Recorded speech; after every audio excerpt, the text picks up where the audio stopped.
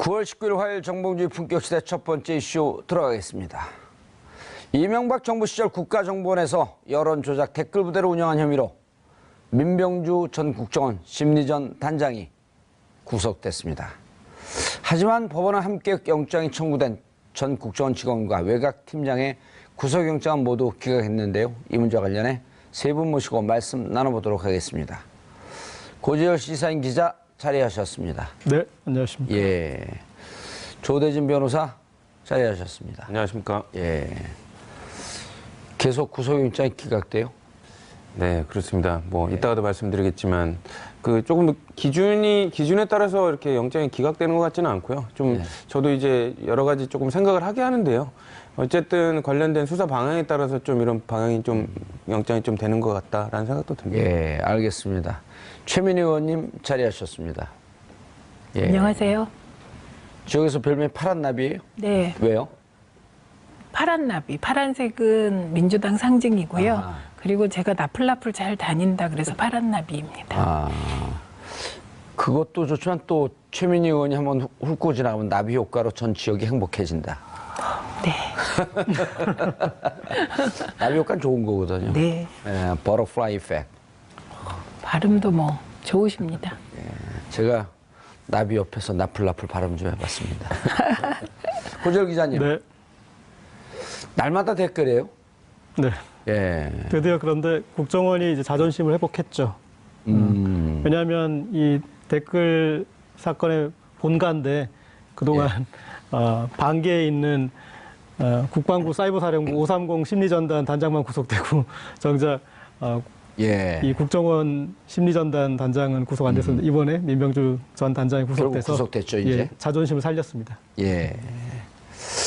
그런데 이제 결국 문제는 심리전 전 단장 이제 구속에 촛발을 뜬 거 아니에요? 그렇습니다. 그러면 이제 양쪽에 축을 맞춰보면은 국정원 쪽에는 지금 원세훈 전 원장이 구속됐지 않습니까? 예. 그러면 지금 관건이 되고 있는 김관진 전 국방부 장관. 예. 이 심리전단을 국방부 직속으로 만들었고 그리고 본인이 이제 보고받고 한 것들에 대해서 진술이 오고 심지어 최근에는 직접 이 정훈 교육을 했다. 예. 그런 부분까지 나오니까 그러면 이제 김관진 전 국정원장에 대한 어떤 사법 처리 부분도 좀 관건이 될 것 같습니다. 문제는 지금 사이버사령부 댓글 개입한 거 2013년 10월 15일인가 16일로 기억하고 있는데요. 네. 한겨레에서 특종을 하고 아직 사이버사령부에 대해서는 거의 손도 안 대고 있는 거 아닌가요? 그렇죠. 그리고 그 뒤에 또 제3의 역할을 했던 보훈처까지, 보훈처도 아하. 이제 이런 비슷한 조직으로 했을 것이다라고 지금 여러 가지 정황상, 추정상, 예. 그리고 보훈처장이 계속 그 뒤로도 하지 않았습니까? 그래서 그 부분까지 있는데, 그러니까 수사가 진행될 수 있는 이제 여러 가지 계기가 됐고, 그리고 이제 이 지금 뭐 심리전단 단장 구속하는 명분도 국고손실과 위증인데 좀 싱겁잖아요. 그러니까 예. 이걸 기점으로 해서 구속되고 이 수사 범위도 이분도 이제 앞으로 선거법이나 그런 정치 개입이나 이런 국정원법 관련해서도 더 확장될 것 같습니다. 국고 손실이 싱겁다고 그러셨나요, 방금?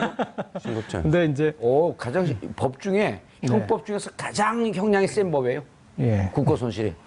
우리가 싱겁다고- 기대하는 건 더 있으니까요. 그런데 조대진 변호사님, 이걸 지금 처벌할 수 있는 게 네. 어찌 보면 국고 손실이 가장 정점에 있는 형법 아닌가요? 그렇죠. 그 정확히 모르시는 분들을 위해서 설명을 해드리면 이제 특정범죄 가중처벌법상 이제 국고손실에 관련된 죄, 근데 금액에 따라서 이제 좀 형량이 달라지긴 합니다. 근데 이제 지금 관련돼서 얘기가 나오고 있는 금액이 뭐 5억 원 이상이면 그 형량이 무기징역부터 5년 이상의 징역이거든요. 그렇기 예. 때문에 어떻게 보면 이걸로 한 킬에 갈 수도 있는 아주 중대한 그 중점에 있는 법이라고도 할 수 있고요. 예. 그러니까 아까 뭐 기자님이 뭐 이거보다 더 엄중한 뭐 죄를 당사자들이 졌다면 당연히 처벌 받아야겠지만 이것만 혐의를 받고 있다고 재판을 받았을 때를 전제로 하더라도 그렇게 가벼운 상황은 아닙니다. 이게 특경법상의 국고 손실이 있고 국고 손실이 있고 두 종류가 있습니까? 그렇죠.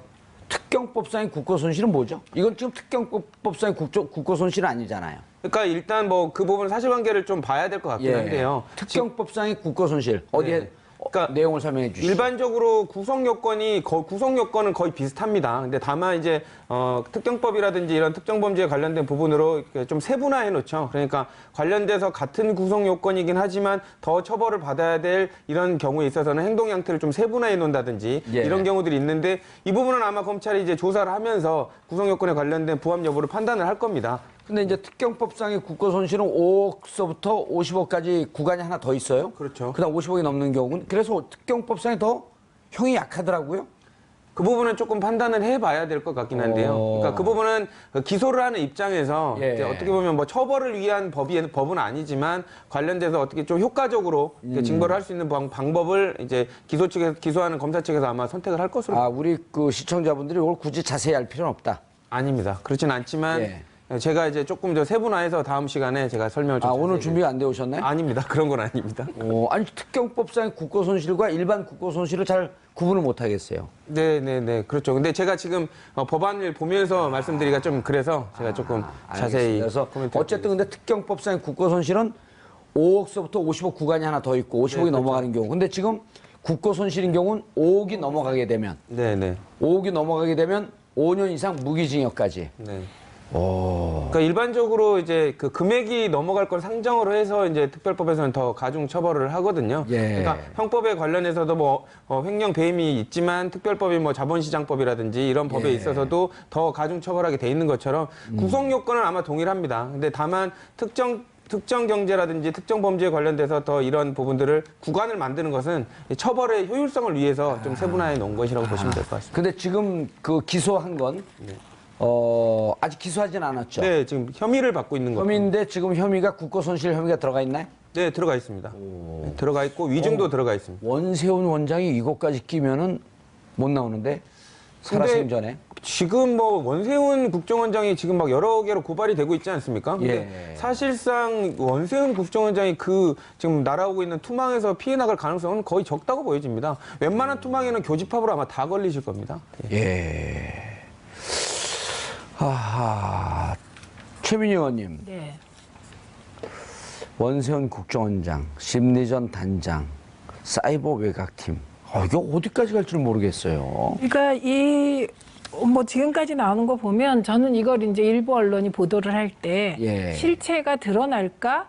뭐 기추가 주목된다 이런 보도를 하더라고요. 근데 저는 실체가 거의 다 드러났다고 생각합니다. 이주열 기자가 그렇게 쓰진 않았죠. 네. 근데 이제 문제는 범죄 있는 곳에 수사 있고, 범죄 있었던 곳에 응징 있다. 이 원칙에 따라 검찰이 제대로 다시 한번 아주 조사해서 멋있는 범죄 있는 범죄 곳에 있는 곳에 수사 있고, 예. 범죄 있었던 곳에 응징이 응징이 있다. 있다. 가리는 자가 범인이다. 그렇죠. 숨는 자가 범인이다. 그래서 지금 검찰이 할 일은 지금 실체를 규명할 수 있는 많은 자료들이 드러나고 있는 겁니다. 예. 그리고 그 자료에 해당하는 국가기관이요. 단지 국정원만이 아닙니다. 국정원, 기무사, 사이버사령부, 심지어 국방부 장관까지, 거기다 보훈처까지 지금 국가기관이 거의 정말 총망라되는 그런 분위기 아닙니까? 그리고 여기서 일부 검찰도 자유롭지 못하죠. 예. 이 수사가 여러 번 있었지 않습니까? 그렇죠. 그래서 지금은 검찰이 제대로 그동안에 드러난 이 자료들을 가지고 혐의를 특정하는 것들 하나하나 특정해가는 게 지금 남아있는 것 같고요. 그리고 이제 이게 법원에 넘어가고 기소가 되면 뭐 범죄 있는 곳에 책임 있고 응징 있는 것이지요. 예. 제일 책임이 큰 분이 책임을 지셔야 될 텐데. 네. 제일 책임이 큰 분이. 자, 그런데 이번에 구속영장을 발부한 오민석 판사가 이번에도 네, 오민석 판사입니다. 그러니까 뭐 제가 아까도 말씀 서두에 드렸지만 뭐 제가 보기에는 그렇게 뭐 일관성 있게 하는 것 같지는 않는데요. 뭐 그때그때마다 그 구속의 필요성에 관련돼서 이제 해명은 하고 있습니다. 근데 이제 지금 이제 구속영장에 관련된 부분만 놓고 딱 본다면 지금 관련된 실무자들 뭐 외곽팀장이라든지 이런 사람들에 대해서는 기각을 하고 민병주 단장에 대해서만 발부를 했거든요. 그러니까 그 부분을 이렇게 쫙 집어서 좀 본다면 굳이 밑에 있는 격가지들보다는 총 책임자들에 대한 책임이 막중하기 때문에 밑에 있는 사람들은 건드릴 필요가 없다. 그 사람들은 감출 증거도 없다. 뭐 이렇게 생각한 것일 수도 있을 것 같습니다. 그런데 고재열 기자님, 네. 양주의 전 간부들도 다 줄줄이 기각이 됐는데 과거에 오민석 판사는 우병우 수석에 대한 영장도 기각했죠. 네. 그러니까 좀 의아한 부분은 예. 그런 부분을 통해서 스포트라이트를 받았기 때문에 영장 기각에 대해서 훨씬 더 부담을 가질 입장이지 않습니까? 그래서 본인에 대한 어떤 그런 그 좋은 글씨를 지우기 위해서라도 좀 더 대중을 의식한 판단을 했을 것 같은데 예. 그런데 의외로 또 그 기각이 뒤로 갈수록 더 납득하기 힘든 기각들이 있고 그리고 이것은 이제 증거 인멸이나 이런 부분과 관련해서 상당히 밀접한 어떤 범죄인데 예. 여기에 대해서까지 발부하지 않는 것에 대해서 조금 의아할 수밖에 없을 것 같습니다. 양지회 간부들, 네. 국정원 전 직원들의 혐의가 증거 인멸 우려가 있다고 하면서 구속영장을 청구했단 그런데 말이에요. 증거 가치의 부분을 또 예, 그런데 증거 인멸의 우려가 없다. 자, 어쨌든 오민석 판사 저런 부분도 있는 것 같습니다. 그러니까 그 예전에 했던 뭐 이제 그 자료의 특성이나 이런 것들을 이제 본인이 아주 엄밀하게 좀 감안했을 수는 있지만 예. 그러나 이런 이제 죄의 특성도 있고 그리고 그렇죠. 조직의 특성도 있고 그런 입장이기 때문에 좀 더 엄혹하게 하는 게 맞지 않았을까 싶습니다. 최민희 의원님, 이 국정원 우리가 좀 알잖아요. 우리가 그 20대 때부터 친하게 지냈던, 예, 우리를 늘 쫓아다녔던.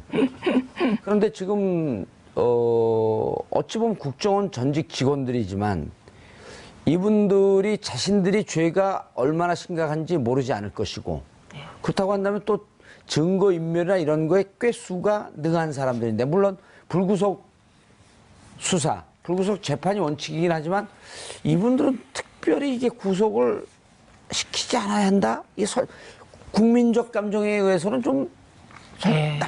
선뜻 납득이 안 가지 않나요? 예, 국민들은 좀 답답하실 것 같고 예. 그리고 제가 보니까 구속영장이 발부될 때와 안 될 때 딱 한 단어 차이더라고요. 있는과 없는. 아. 증거인멸의 우려가 있는 그러면 영장이 발부되고 증거인멸의 우려가 없는 그러면 영장 발부가 안 되는 거더라고요. 근데 이제 국민들께서는 그런 법 조문이나 법적 지식이나 이런 걸로 바라보시는 게 아니고 예. 상식적인 판단에 따라 보시는 거잖아요. 그렇기 그렇죠. 때문에 국정원 직원들이 어떻게 이런 일을 할 수가 있어? 이런 일들이 계속 벌어졌는데 그리고 이분들이 분명히 책임이 있어 보이는데 영장이 안 나오니까요. 예. 그리고 좀 이상하기도 하고 이렇게 해갖고 제대로 책임을 물을 수 있을까 이런 걱정도 되고 그런 그러니까요. 상황인 것 같습니다. 증거는 언제든지 인멸할 준비가 되어 있고 물론 그 원판이 국정원 안에 있다고 하긴 하지만 지금 이 자료들은 이제 국정원에서 그 포렌식 기법이나 이런 것으로 서버로 복구하면서 지금 나오고 있는 자료들 아닌가요? 그렇죠. 그리고 지금 나온 자료보다 더 많은 일들이 예. 있었을 거라고 생각하게 되죠. 그럼요. 지금 복원된 것만 알려지고 있는 거잖아요. 그래서 저는 이번 사건은 진짜 제대로 수사하고 책임 묻고 처벌하지 않으면 이제 우리나라 정보기관에 설 자리가 없어질 것 그럼 같습니다. 이게 역사인데요. 조대진 판사님, 조대진 판사님, 감사합니다. 조대진 변호사님. 저는 갑자기 옛날에 조대현 헌법재판관이 있었는데, 네, 맞습니다. 예, 그 형인가요, 그분이? 아닙니다. 제가 장난입니다. 아까 말씀 주신 대로 지금 아마 네, 감사합니다. 아까 말씀드린 대로 이제 더 이상 그 오민석 판사가 아마 이렇게 아니, 영장 이분밖에 없어요, 근데? 3명인데 이제 돌아가면서 합니다. 근데 돌아가면서 하는데 어떻게 이분한테 계속 떨어져요? 그러니까 윷놀이 할 때 계속 개 나오는 거랑 똑같습니다. 계속 던졌을 때 이게 의도된 건 아닌데 계속 개만 나오는 거랑 비슷한 건데요. 어쨌든 오민석 판사가 판단을 했지만 그 관련해서 조금 이렇게 국정원 사건에 관련돼서 좀 너무 축소해서 판단하는 거 아닌가라는 좀 걱정은 듭니다. 왜냐하면 관련해서 기각을 할 때 더 이상 이제 털어서 나올 거 없다. 그러니까 뭐 굳이 가다서 이렇게 조사할 필요 있느냐 이런 생각일 텐데요. 지금 이제 검찰은 재청구를 하게 되면 더 감출 거 많다. 양주의 직원들. 그렇죠. 그 사람들이 지금 예. 한두 개 하는 게 아니다라는 걸 입증을 해갖고 이제 영장을 재청구할 걸로 보입니다. 예. 근데 진짜 계속 오민석 판사? 네. 우리가 민석이란 뭐 이름 갖고 뭐라 할 건 아니지만 안민석 의원하고는 아무 관계 없겠죠. 그렇죠. 예. 예. 자, 고지열 기자님. 네. 야, 그런데 이제 이게 심리전 단장? 이름도 모르겠어요. 누구죠? 민병주. 민병주. 주입니다. 이분도 민병두 의원하고 또 관계. 민병두 의원은 서울시장 나간다 그러더니 또. 그런데 심리전 단장이란 말이에요. 네. 그럼 이제 그러면 심리전 단장이 이제 바로 위에 3차장. 3차장. 예. 3차장은 구속 안 됐나요? 아직 안 됐습니다. 어. 지금 보면 군 사이버 사령부도 이렇게 3차장 관련돼 연재욱, 있었죠. 옥도경 그쪽도 3차장과 동급의 레벨인 예. 그쪽에서도 그냥 집행유예나 상당히 그 처벌이 수위가 낮았는데 아, 그 사이버 사령부 처벌이 있었죠. 네네. 뭐. 그럼 3차장은 지금 조사가 안 됐나요, 아직? 지금 이제 뭐 기다리는 걸로 봐야 될 겁니다. 그 전에 이제 재판할 때도 여기 집행유예로 좀 됐었는데 예. 조금 이제 지금 혐의들이 더 나오고 그리고 국정원 이 사건에서 저희가 주목해야 될 게 당시에 국정원이 수사에 상당히 비협조했고 그리고 또 검찰 수사도 검찰 조직 안에서도 그런 이제 방해가 있어서 그때 충분히 수사된 그 자료가 있다라고 보기는 좀 어렵습니다. 그러니까 이번에 적폐청산위원회에서 얘기한 내용들이 수사의 어떤 출발점이 돼야 되고 그래서 계속 그쪽에서 늘 하는 얘기가 뭐냐면 그때 다 이렇게 재판 받았고 조사됐고 뭐 그런 식으로 얘기를 해요. 그런데 이번에 다시 제대로 해야 된다는 그게 또 좀 관건이 아닐까 싶습니다. 예. 예전에 보면 지금 박원순 제안문건 같은 경우도 박원순 서울시장이 이명박 전 대통령을 지금 고소하겠다고 고발했죠. 예. 그게 하지 않았습니까? 그런데 당시에도 처음에는 이건 우리 문건 아니다. 그렇게 나오고 그다음에 이건 문건이다라는 걸 충분히 증명하면은 개인 일탈로 또 돌리고 그런 식으로 해서 계속 빠져나갔었는데 이제 이 적폐청산위원회에서 나온 여러 가지 사안을 기점으로 해서 수사 자체도 좀 더 이루어져야 될 것 같습니다. 예. 최민희 의원님. 네. 전 단장 구속됐고 3차장, 그다음 원세훈 원장. 이제는 이렇게 되면 이제 안에서 좀 이렇게 그 뭐가 맞춰지는 형국이 되지 않을까요? 좀 전모가 좀 드러났으면 좋겠어요. 어떻게 된 게? 지금 이제 모자이크가 이렇게 쫙 맞춰져서 예. 이제 이게 코끼리를 우리가 이렇게 만지다가 예. 하나하나를 하다 지금 전체를 보게 되는 거고요. 퍼즐의 이제 마지막까지 네, 접근하고 있는. 예. 그런데 오늘 뭐 보면 그 이철희 의원이 예. 김관진 국방부 장관이 매일매일 사이버 심리 전단의 보고를 받은 것으로 추정되는 문건까지 공개하지 않았습니까? 예. 그러니까 이게 이제 댓글이 단지 청와대와 국정원 요런 교감이 아니라 군대가 전체적으로 관여했다 이런 의혹까지 나온 거거든요. 예. 그럼 이제 지금 그렇게 된 국방부 장관이 나온 겁니다. 예. 그다음에 국정원장이 나온 겁니다. 나왔고. 예. 그리고 이제 청와대에서 누군가 보고받았다는 것도 나왔고 예. VIP 보고 뭐 다 나온 거 아닙니까? 그래서 한 곳을 향해서 지금 가고 있다고 보이는데 이게 이제 이전에도 심리전단에 관련된 수사도 있었고 댓글 사건 수사도 있었습니다. 근데 그때는 아까 말씀하셨지 처음에 오리발, 그다음에 예. 꼬리 자르기, 예. 그리고는 흐지부지 이렇게 끝난 거거든요. 근데 이제 촛불로 인해서 정부가 바뀌었잖아요. 예. 그래서 지금은 실체에 도달할 것이다. 예, 이런 믿음으로 출발해야 하고요. 그 실체의 정점에 뭐 누군가 있다면 반드시 책임지셔야죠. 그 전에 수사도 받으셔야죠. 근데 이철희 의원이 이 문건 밝힌 걸 보면 국방부, 합참, 기무사, 청와대, 국정원, 경찰청 등과 긴밀한 공조 체제를 구축하고 보안 유지한 정보를 공유한다. 이게 보고 체계를 들어보니까 그 제보자인 김기현 사이버 사령부 부단장이 직접 제보한 내용 아닙니까? 그런데 예. 이 국방부 그리고 이제 군 조직인데 사실은 이거를 보고했다라고 주장하는 것도 웃긴 거예요. 왜냐하면 직속 기관인데 국방부 장관 직속 기관인데 그러면 보고를 안 했다라고 그러는 게 더 웃긴 거잖아요. 예, 하도 오리발을 내미니까. 그러니까 그런데 이 사이버 부단장이 본인이 얘기했습니다. 본인이 직접 보고서를 만들어서 예. 가져갔다. 그리고 보고서가 A타입, B타입, C타입인데 A타입은 그냥 한 장 요약.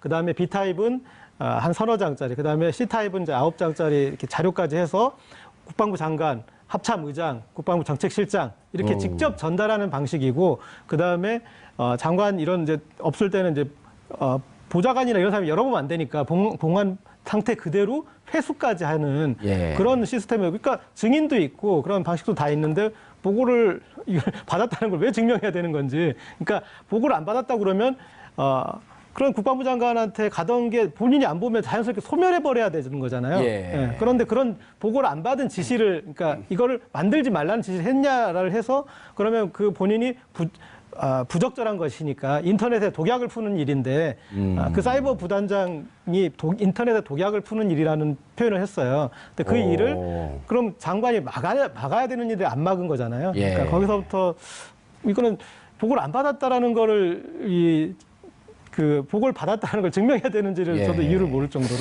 당연한 일입니다. 한겨레 신문사의 그 사이버 수사에 대해서 최고의 전문가가 하호영 기자 아니에요? 예. 지금 이제 이 그 시사인은 댓글에 김은지 기자가 전문가. 시사인의 김은지 기자가. 김은지, 예. 그다음에 사이버 또 한겨레 법조팀의 서영지 기자. 네. 여성분들이 아주 발군의 활약을 보이고 있네요.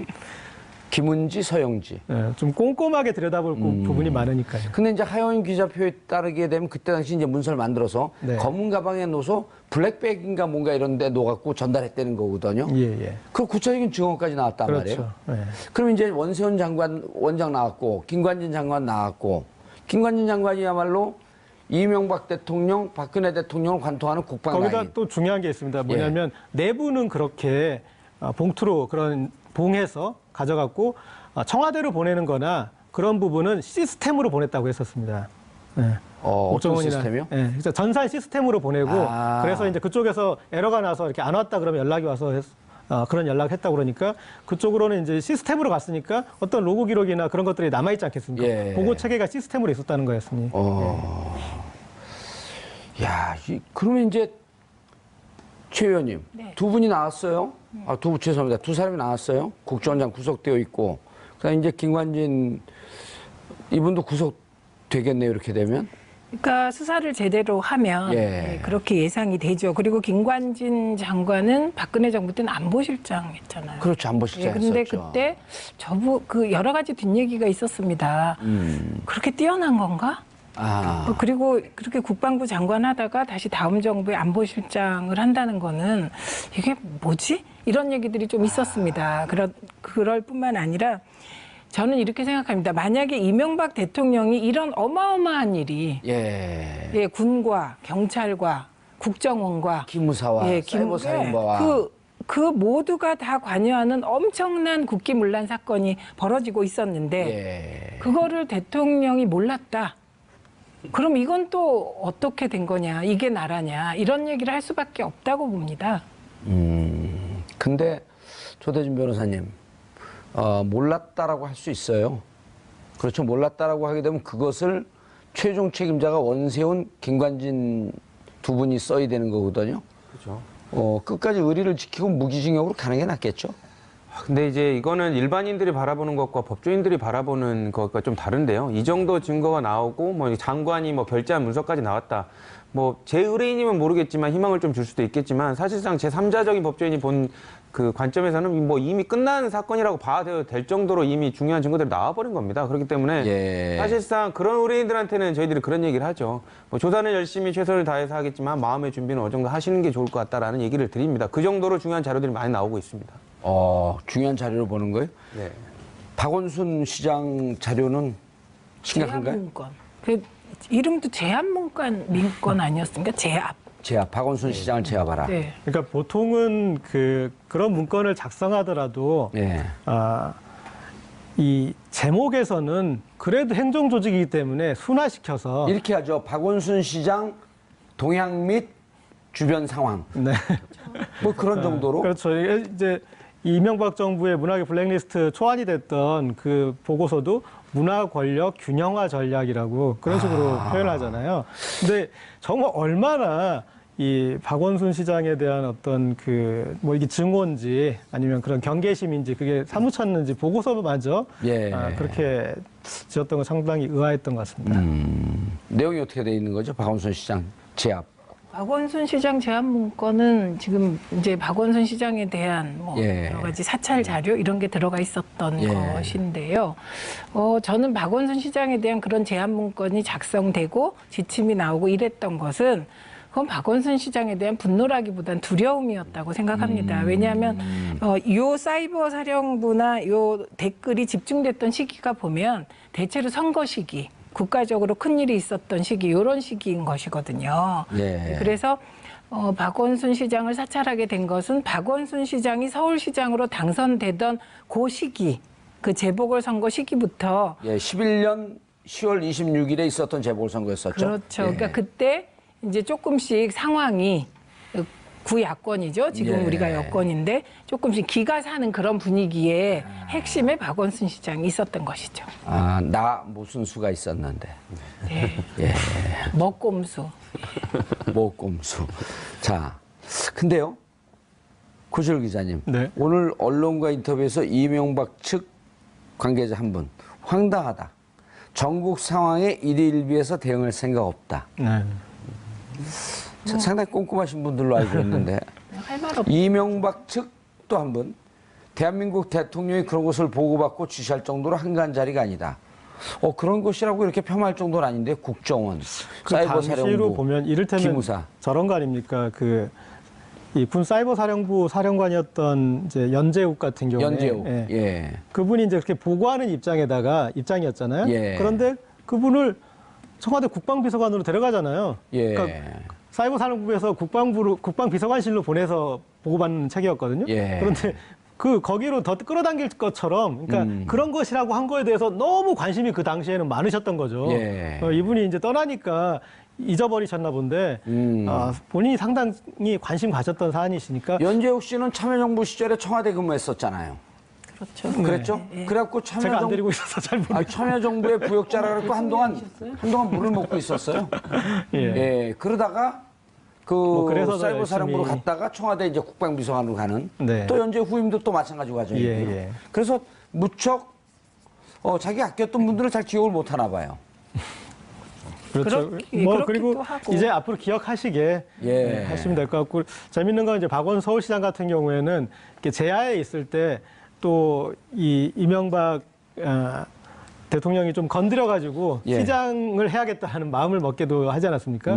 그런데 또 이제 이런 제안 문건을 괜히 만들었다가 지금 대통령을 바로 겨냥해서 예. 이런 소송을 거는 것도 또 박원 서울시장이 또 아주 좀 독자적인 그런 예. 경우인데, 그거 좀 박원순 재밌는 시장은 인연 이게 같습니다. 웬캔가 언론 정치적으로 좀 이름을 또 알려야 되겠다.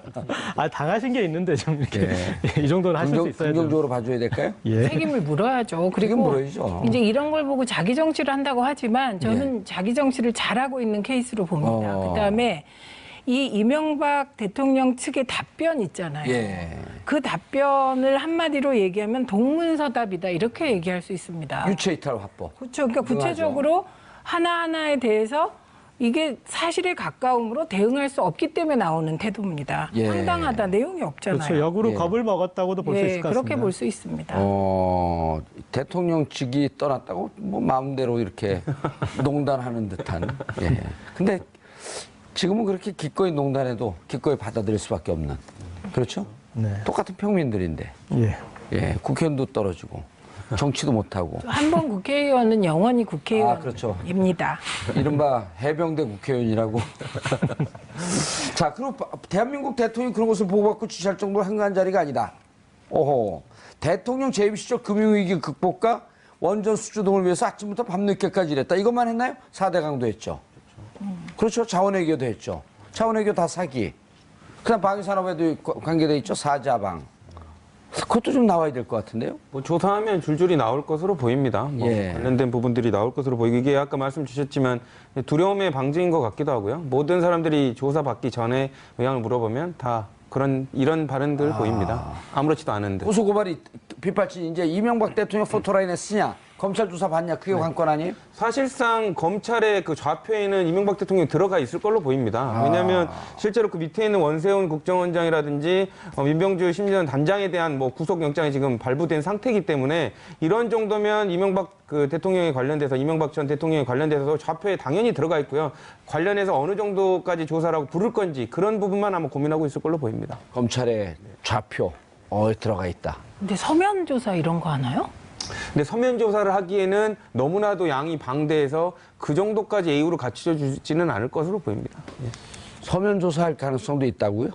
그러니까 일반적으로는 대통령에 대해서 그 예우를 갖추기 위해서 서면 조사를 질의를 하는데요. 전직 대통령도 예우에 관한 법이 있으니까. 네, 그렇죠. 근데 그것도 답변할 범위가 뭐 한두 개여야지 질문을 할 텐데 네. 거의 다 대통령이 인지하고 있을 사항에 관련돼서 확인하는 작업인데 서면 조사로 아마 불가능할 걸로 보입니다. 노무현 전 대통령도 직접 조사를 받았듯이 저는 예. 이명박 전 대통령도 조사를 받아야 되는 게 워낙 건이 앞으로 여러 건이 얽히게 되지 않겠습니까? 그래서 또 우리 시사인의 주진우 기자가 예. 열심히 BBK 사건을 다시 돌아보고 있는데 지난번에 이 다스로 BBK 이 K뱅크에서 송금하는 그것에 대해서 청와대와 뭐 이 외교부 검찰이 다 움직였던 것에 대해서 LA 총영사. 네, 이런 부분들을 했고 그다음에 이번 기사로는 다스는 이명박 회사다라는 부분을 증명하는 이제 또 여러 문건들을 했었거든요. 아, 이번에 또 냈어요? 예. 오. 그래서 순차적으로 이제 BBK 사건에 대해서도 이명박 전 대통령이 답을 해야 될 부분에 대해서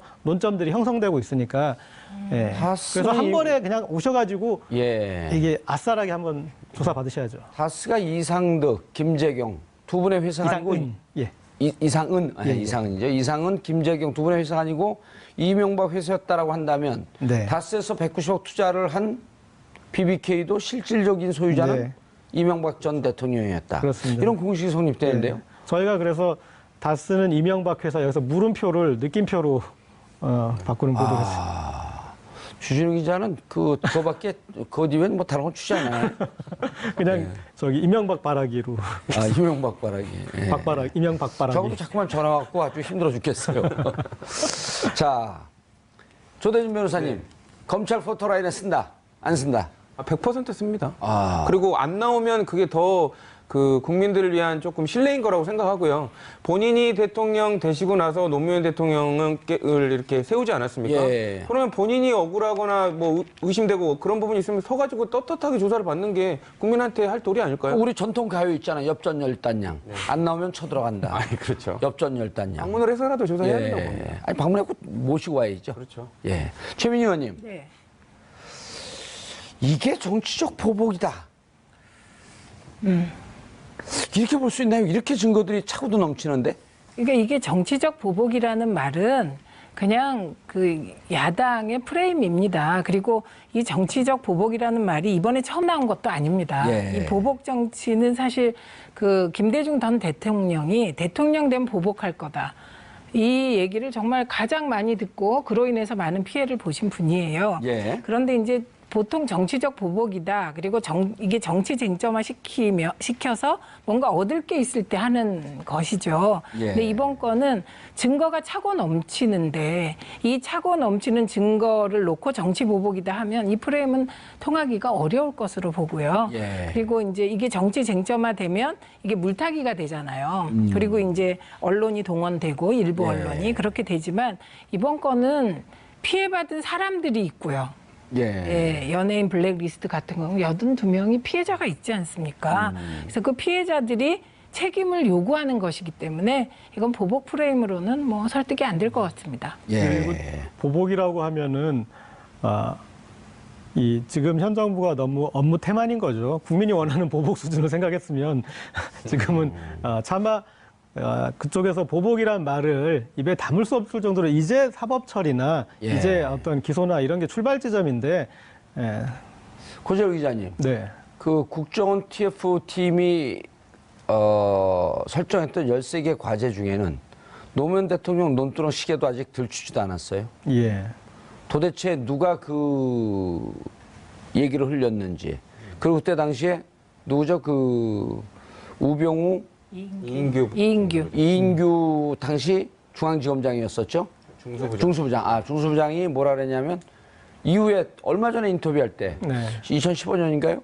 국정원에서 흘러나온 것 같다. 그럼 누가 이 얘기를 언론에 흘려서 실체가 있었는지 없었는지. 지금 이게 이른바 보수 진영이나 현재 야당 지지자들 중에는 실제 그 시계 스토리를 사실은 믿는 사람들이 꽤 많아요. 네. 그럼 그거 실체가 있었는지 그거 조사해야 되는 거 아닌가요? 네. 그러니까 뭐 그 전직 대통령 죽이기를 시도한 그 죽이기랑 이제 여론으로서 죽이기를 또 여론으로서. 시도한 그런 예. 공작이었지 않습니까? 그렇죠. 그러니까 공작의 차원에서 접근을 해야 되는 거죠. 최민희 의원님, 김명수 대법원장 네. 지금 야권 목숨 걸고 맡겠다. 그다음에 이제 국민의당은 자율투표하겠다. 이번에 만약 김명수 지금 그 할 일이 법원이 이렇게 할 일들이 많은데 이제 재판 다 넘어갈 거 아니에요? 근데 수장이 없어? 만약에 김명수 대법원장이 임명동의안이 부결된다면 그럼 뭐 24일이 양승태 대법원장이 이제 임기잖아요. 예. 그런데 24일 이전까지 이게 뭐 국회에서 의결이 안 되고 만약에 표결에서 실패하면 낙마하게 되는 것이죠. 예, 지금 속보 떴던 게 21일 김명수 임명동의안 처리 원포인트 본회의 합의. 네. 만약에 저게 부결되면 국회에 있을 필요 없는 거 아닌가요? 저는 20대 국민들이 국회? 상당히 분노하실 것 같습니다. 예. 그리고 김명수 대법원장 내정자는 청문회를 보니 정말 괜찮은 아무 문제가 없었잖아요. 아무 문제가 없었습니다. 그런데 단지 정치적으로 문재인 정부 흔들기를 목표로 부결시킨다면 저는 국민들의 촛불이 국회를 향하지 않을까 이렇게 생각하고요. 예. 그리고 무엇보다 그 사실을 국회의원들이 잘 알고 있기 때문에 예. 그래도 가까스로 통과되지 않을까. 그리고 통과시켜 달라 이렇게 국민의 입장에서 요청드립니다. 예, 만약 안 되면 저 국회 해산법이 있나요, 대한민국에? 그거는 이제 여당 의원들이 총사퇴를 하면 자동적으로 해산되고 조기 총선에 들어가는 것인데요. 예. 예, 그런 불행한 상황을 다 막고 싶을 것 같습니다. 근데 지금 같은 국회의원 선거 다시 해야 되는 거 아니에요? 이렇게 훌륭한 분이 아직도 국회를 못 들어가 계신데. 예? 그 조대준 변호사는 국회 들어가세요, 이번에. 이상한 그 변호사 빠치다 보니까. 아니, 그 의원들이, 여당 의원이 총사퇴하면, 국회가 해산이 되는 건가요? 그게 예. 그 국회는 이제 3분의 2 의결 정족수가 있습니다. 아, 그런 그러니까 법안이 있죠? 네, 그래서 그 3분의 2가 정원 3분의 2가 안 되면 예. 그 국회를 운영할 수 200명이 안 되면. 없게 되죠. 예. 국회 성립이 안 되게 돼서 성립이? 다시 해야 됩니다. 아, 그럼 다시 선거를 해야 네, 해요? 네, 그렇습니다. 길이 있네요. 네, 네. 김명수 임명동의안을 임명수라 그랬네요. 김명수 대법원장 임명동의안 처리하지 않으면 국민이 할 수 있는 방법이 있다. 알겠습니다. 대선이 끝나면 정치 이슈가 좀 사라질 줄 알았더니 댓글로 올해 2017년을 장식하는 것 같습니다. 댓글의 정점에 누가 있는지 우리 시청자분들은 정확히 알고 있습니다. 검찰도 알고 있습니다. 본인도 알고 있습니다. 그런데 본인은 눈을 감고 있습니다. 눈을 감고 있다고 할지라도 이 상황이 그대로 지나갈 수는 없습니다. 칼끝이 향하는 곳, 그것이 어디라고 하는 것, 우리가 말씀드리지 않아도 시청자분들께서 정확히 하시리라고 생각됩니다.